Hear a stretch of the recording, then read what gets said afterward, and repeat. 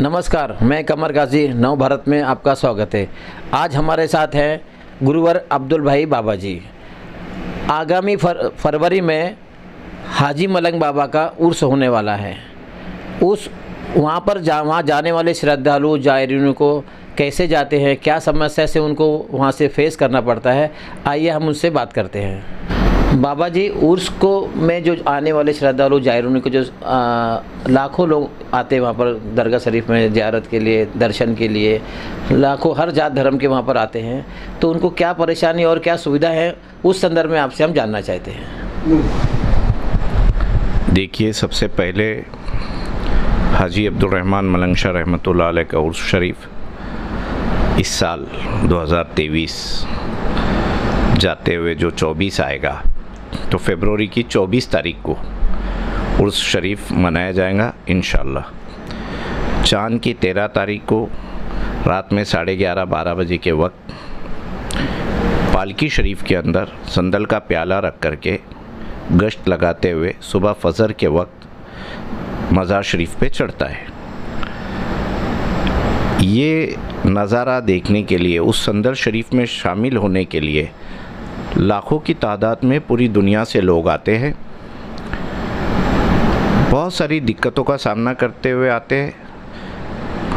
मेरी पैदाइश वहीं की है, हमारा बचपना वहीं गया। जो उस वक्त की तकलीफ़ें थी, अभी उसमें बहुत सुधार होते होते अभी मुझे लगता है कि इस साल जो 2024 का उर्स शरीफ होगा, शायद जो फैनिकुलर का काम 2008 से लगभग चालू था, फिर किसी कारणवश बंद हो गया था। फिर सीएम शिंदे साहब, एकनाथ शिंदे जी जो चीफ मिनिस्टर बने, तो उन्हीं के बेटे डॉक्टर श्रीकांत शिंदे साहब हमारे हाजी मलंग क्षेत्र के खासदार हैं। उन्होंने अपने पर्सनल लेवल पर ये काम की जिम्मेदारी अपने कंधे पर लिए। जो गवर्नमेंट लेवल की रुकावटें थी, गवर्नमेंट से जो फंड बाकी थे, जो कंपनियां काम बराबर नहीं कर रही थी, उन सब की मीटिंग ले करके उन्होंने उनको एक टारगेट दिया। अब वो पहाड़ों को काट करके रास्ता बनाना है और उसमें से फैनिकुलर को लेके जाना है। तो ये छोटा काम नहीं है, बहुत बारीकी से इस पर इंजीनियर लोग जो काम कर रहे हैं। लेट हो रहा है, डिले हो रहा है, मगर अभी तक का क्या हो रहा था कि लोग उस पर तवज्जो नहीं देते थे। जो भी सत्ता में, सरकार में आए लोग, वो काम शुरू वहाँ तक का ठीक है, मगर अभी जो खासदार साहब है डॉक्टर श्रीकांत शिंदे जी, वो हफ्ते 15 दिन में खुद विज़िट करते हैं, छोटी छोटी बातों पर ध्यान देते हैं, इंजीनियरों से मीटिंग करते हैं, किस वजह से काम डिले हो रहा है, आप लोगों को क्या चीज़ की कमी है, वो हर चीज़ पर ध्यान देने की वजह से काम बहुत स्पीड में। मुझे पर्सनल लेवल पर मैं अपनी बात ये रखना चाहूँगा कि मेरा मन बोलता है कि ये उर्स में ये थोड़ा आगे पीछे ही सही, मगर ये फैनिकुलर का काम ज़रूर इंशाल्लाह शुरू होगा। और उसके अलावा जो पैदल रास्ता है, सीढ़ियों से जो चढ़ते थे पायथाने का, वो भी बहुत ख़राब था। पालक मंत्री थे शिंदे साहब, तभी भी डॉक्टर श्रीकांत शिंदे वहीं के खासदार थे। उन्होंने अपना पर्सनल फंड दे करके वहाँ पर सीमेंट की सीढ़ियों का गवर्नमेंट का प्लान था, मगर श्रीकांत भाई से हमारी बात हुई, हमने उनको रिक्वेस्ट की है कि भाई ये सीमेंट की सीढ़ी कभी भी ख़राब हो जाएंगी, टूट जाएंगी। तो उन्होंने पूछा कि भाई क्या ऐसा लाइफ टाइम काम हो सकता है, तो काली पत्थरों की सीढ़ी के बारे में हम लोग ने चर्चा की। शिंदे साहब ने बोले काली सीढ़ी बनाओ जो 100 साल 50 साल ख़राब नहीं हुए। तो वहाँ पर जो सीढ़ियों का काम भी वो लगभग मुझे लगता है 90% काम हो चुका है, सीढ़ियों का नीचे का लेवल का। अभी ऊपर पहली दरगाह, उसके ऊपर दुर्गा देवी है मंदिर, दुर्गा देवी से तो ऊपर तलक का पायथाने का काम भी फिर बहुत जल्द शुरू होने वाला है। फिर पहाड़ पर पानी की समस्या थी, हमने वो बात शिंदे साहब के सामने रखे कि बॉस पानी का समस्या कैसी भी तरह यहाँ पे कम हो जाए, क्योंकि वहाँ जो कुएँ हैं वो फरवरी महीने के बाद सूख जाते हैं, तो पहाड़ पर पानी की बहुत किल्लत होती है। तो फिर उन्होंने अपने फंड से श्रीकांत भाई को बोला, उन्होंने कहा कि भाई जितना जल्दी होता है यहाँ पे हमको डैम का इंतज़ाम करना है। तो बीच में कुछ चर्चा चल रही थी कि कुशोल में डैम बनने वाला है, नीचे गांव में डैम बनने वाला है। ये बहुत बड़ा प्रोजेक्ट है। तो हमने उनसे रिक्वेस्ट की कि भाई अगर छोटा लेवल पे गांव के पुरता अगर होता है तो हाजी मलंग दरगाह शरीफ के पीछे पाचपीर जाने का जो रास्ता है वहाँ पर एक छोटा सा ग्राउंड था, जो पहले ट्रस्टी थे GR पाटिल साहब, उन्होंने वहाँ पे डैम का काम शुरू किए थे, मगर वो डैम किसी कारणवश बन नहीं सका और उसमें बहुत सारे लीकेज थे। तो वो काम फिर डॉक्टर श्रीकांत शिंदे जी ने अपने हाथ में लिए और उसको बहुत हद तक उसको मुकम्मल किए। अभी उसमें थोड़ा पानी भी जमा हो रहा है, मगर मुझे लगता है वो भी पूरा होते होते 1-2 साल जाएगा, क्योंकि वहाँ पर हर चीज़ बोझे वाले के ज़रिए सरों पे उठा करके चलाना है। ऊपर जाने के बाद एक एक चीज़ भी कम हुआ तो वापस कल्याण आना है और गवर्नमेंट का काम है। तो गवर्नमेंट का काम गवर्नमेंट के सिस्टम से चलेगा, हमारे और आपके सिस्टम से तो नहीं चलेगा। तो फिर भी पानी की समस्या मुझे लगता है 1-2 साल में वहाँ ख़त्म हो जाएगी। तो ज़ायरीनों को खुद आना चाहिए उर्स में सादे टाइम पर और अपनी आँखों से देखना चाहिए कि जो 50 साल 30 साल 20 साल पहले जो हाजी मलंग के हालात थे अभी उसमें बहुत सुधार आ गया है। बहुत सारे नए काम ऐसे हो रहे जिससे हाजी मलंग पे ज़ायरीनों को आना चाहिए, वली की दुआएं लेने के लिए, वली की ज़ियारत करने के लिए। ज़िंदी मज़ार है वो, हमने अपना बचपना वहाँ पे गुजारा है, हमने अपनी आँखों से देखे कि मुर्दे भी वहाँ ज़िंदे हुए हैं। इतना घना जंगल होते हुए कभी किसी जानवर ने किसी को कोई तकलीफ़ नहीं पहुँचाए, ये वली की करामत ही तो है। आप सोचिए एक पहाड़ के अंदर जहाँ पे कोई ज़रिया नहीं है, फिर भी वहाँ 2000-2500 लोग पेट भर के खाना खाते हैं, अल्हम्दुलिल्लाह सुकून की नींद सोते हैं।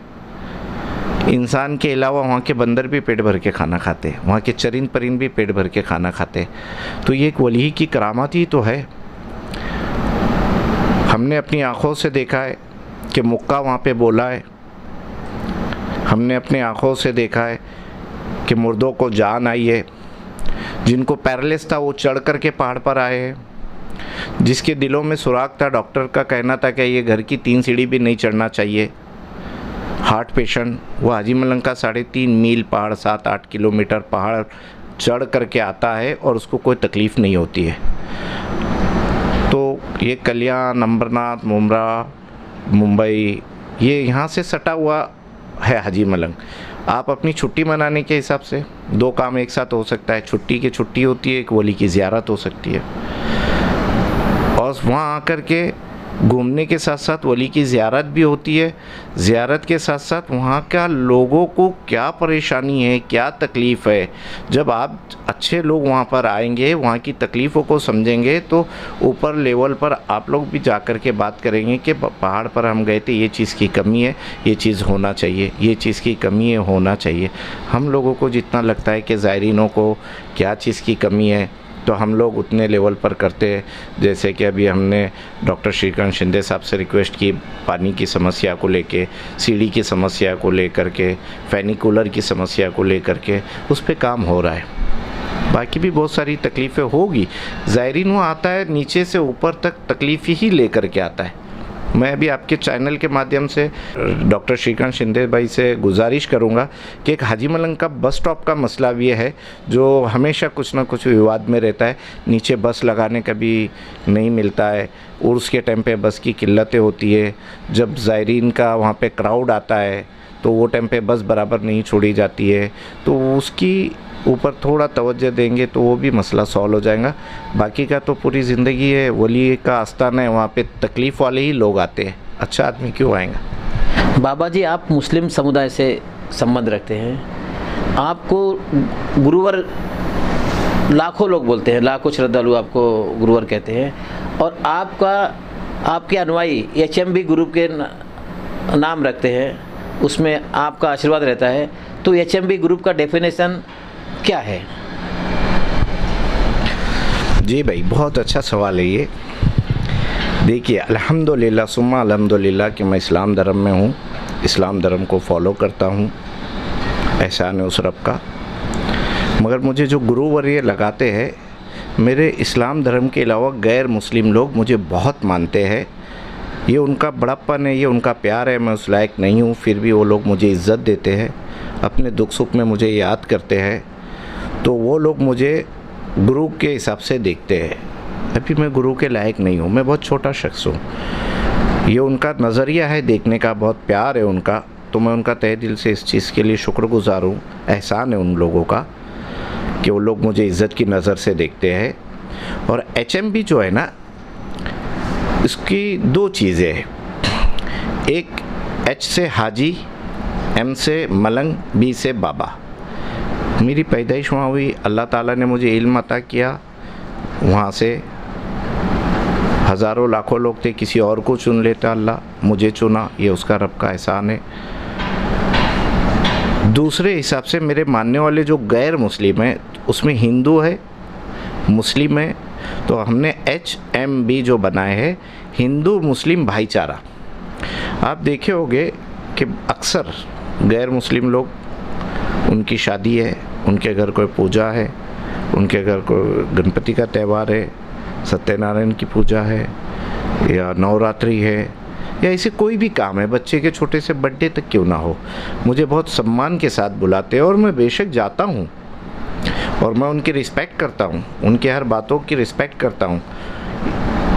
यही हमारा हिंदुस्तान है और इस्लाम धर्म भी यही सिखाता है कि सारे धर्मों की एक रिस्पेक्ट करना चाहिए। आपने जैसा मुझे पूछा कि आप मुस्लिम होते हुए आपके गैर मुस्लिम बहुत फॉलोवर है, तो जब तक आप किसी से नज़दीकियाँ जुड़ेंगे नहीं, उसकी अच्छाई और बुराई आपको मालूम नहीं पड़ेंगी। जब हम लोगों के नज़दीक जाते हैं तब मालूम पड़ता है, अच्छा ये भाई ऐसे है, अच्छा ये भाई ऐसे है। और वो भी जब तक मेरे नज़दीक आते नहीं, बहुत सारे, देखिए आप, अक्सर मैं ऐसे वर्ड नहीं बोलना चाहिए, अक्सर मुसलमान कौम के अंदर लोगों के जहन में ये आता है कि एक क्रूरता, एक जाहिलियत या एक आतंकवादी जहन। नहीं, इस्लाम धर्म के अंदर, इस्लाम वो मज़हब है कि अल्लाह के रसूल सल्लल्लाहु तआला अलैहि वसल्लम, हम लोग प्रॉफिट मोहम्मद सल्लल्लाहु अलैहि वसल्लम को मानने वाले लोग हैं, एक खुदा को मानने वाले लोग हैं।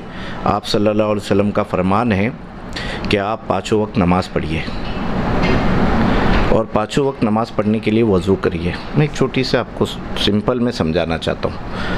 5 वक्त जब आप नमाज़ पढ़ते हैं और पाँचों वक्त वज़ू करने का हुक्म है, और वज़ू के लिए पानी जो लेते हैं वो इतनी ही मात्रा में लिया जाए जितनी आपको ज़रूरत है।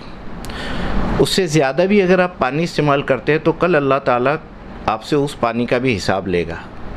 जो इस्लाम अपने ऊपर वज़ू करने के लिए, पाक होने के लिए पानी का भी हिसाब लेने रब बैठा है, 2 कतरा पानी भी आप ज़रूरत से ज़्यादा यूज़ नहीं कर सकते, तो वो इस्लाम किसी की जान लेने के लिए कैसा सिखा सकता है? कभी नहीं सिखा सकता। ये जाहिलियत की पहचान है, कम पढ़े लिखे की पहचान है, जिनके जहन में कुछ ऐसी बातें बैठी है जिसके वजह उनको कोई दिमाग ब्रीफ करता होगा, या उनके जहन में कुछ बात ऐसी बैठ गई होगी कि भाई ये करने से ये होगा, ये करने। मैं पूरे कौम को और पूरे कौम के तरफ से एक जिम्मेदारी के साथ बोलूँगा कि इस्लाम मज़हब ऐसा नहीं है। इस्लाम मज़हब प्यार वाला है, इंसानियत वाला है, समझ बूझ के डिसीज़न फैसला करने वाला है। तो जब आप लोगों के साथ जुड़ेंगे तो आप अपनी बात रख सकेंगे और उनकी बात सुन सकेंगे, तब जाके भाईचारगी होगी। आज ये भाईचारगी है कि लोग, आप देखेंगे मेरी गद्दी पर या हमारे बर्थडे में तो 10 भी मुस्लिम नहीं हो गए, और लाखों में, हज़ारों में गैर मुस्लिम होंगे जो मेरे से इतना प्यार करते हैं कि अपने शादी ब्याह के अंदर अपने कार्ड में पूरे परिवार में सबसे ऊपर मेरा नाम लिखते। क्या ये उनका प्यार नहीं है? ये एहसान नहीं है? क्या ये हिंदुस्तान की भाईचारगी नहीं है? गुरुवर अब्दुल भाई बाबा जी ने चंद अल्फाजों में लेकिन अपनी बेबाक बात कही। बाबा जी, आपका बहुत प्यारा संदेश है। नवभारत के माध्यम से हम आपका संदेश पूरे दुनिया, देश दुनिया में पहुंचाने की कोशिश करेंगे। कैमरामैन सैयद के साथ मैं कमर काजी, उल्लासनगर, कल्याण।